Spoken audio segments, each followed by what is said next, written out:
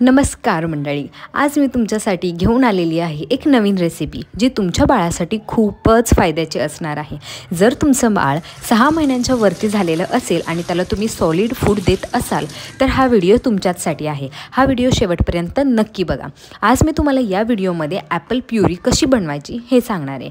याच्यासाठी काही मेजर झंझट करायची नाही आहे। एक ॲपल घेऊन यायचे मार्केटमधून, त्याला स्वच्छ धुवून आणि पुसून घ्यायचे। त्यानंतर त्याच्यावरची जी साल आहे ती काढून टाकायची, कारण की त्याच्यावरती खूप सारे केमिकल्स वगैरे स्प्रेड केलेले असतात।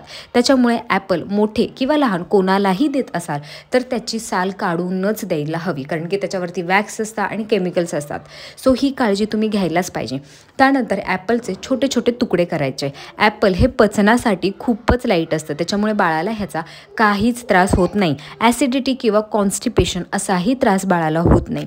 हे जर खाल्लं तर बाळ एनर्जेटिक फील करतं, म्हणजे दिवसभर त्याच्यामध्ये एनर्जी राहते। हे तुम्ही सकाळी देऊ शकता किंवा संध्याकाळच्या वेळेला देखील तुमच्या बाळाला याची प्युरी करून देऊ शकता। ही खूप फायद्याची ठरते। लहानच काय, मोठ्या माणसांनाही म्हणतात ना की दिवसातून एक ॲपल खाल्लं तर रोगराई पसरत नाही किंवा त्यांना काही रोग होत नाही किंवा इम्युनिटी सिस्टीम स्ट्रॉंग होते। तर मग तुम्ही तुमच्या बाळासाठीही हे ट्राय करून बघाच ना। मी हा एक स्ट्रीमर ऑर्डर केलेला आहे। तुम्हाला याची लिंक हवी असेल तर मला कमेंट करून नक्की सांगा, मी तुम्हाला देईल। जे छोटे तुकडे मी केले होते ते या स्टीमरमध्ये टाकले आणि मी हे स्टीम करायला ठेवणार आहे, कारण की स्टीम केलं तर ते पटकन छान बारीक होतं आणि त्यामुळे बाळाला खायलाही बरं पडतं। त्याच्यानंतर काय केलं, मी माझ्याकडे दुसरा असा मोठा टोप नव्हता। मग मी काय केलं की माझ्याकडे इडलीचा कुकर होता, हा तर सगळ्यांच्याच घरात असतो। त्याच्यामध्ये थोडं पाणी घेतलं आणि ते जे स्टीमर होता तो त्याच्यामध्ये टाकला आणि गॅसवरती त्याला जरा स्टीम करण्यासाठी ठेवलं।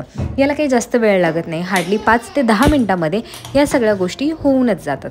त्याच्यामुळे हे कुकर मी 5 ते 10 मिनिट गॅसवरती ठेवलं आहे, जेणेकरून ॲपल आपलं खूप चांगल्या प्रकारे स्टीम होईल आणि ते बारीक झाल्यानंतर बाळाला ते खायला काही प्रॉब्लेम होणार नाही।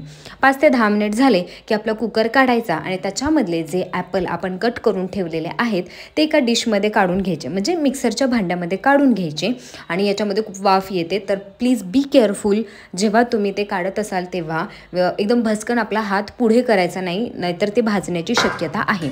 त्यानंतर काय करायचं आहे की जे ॲपल आतमध्ये होतं ते काढलं आणि मी नंतर हे आपली सारवा बायकांची सवयच असते की कोणतंही काम झालं का आपला किचन ओटा तेवढा स्वच्छ दिसलाच पाहिजे। त्याच्यामुळे हे जे ॲपलचे क्यूब आहेत ते मी मिक्सरच्या भांड्यामध्ये घेतलेले आहेत।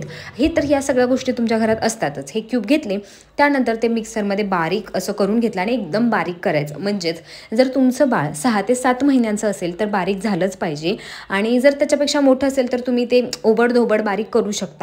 आणि याची प्युरी झाल्यानंतर ती मस्त आपल्या बाळाला भरवायची, आणि लहान बाळांना देखील हे खूप आवडतं। आणि त्याच्यामुळे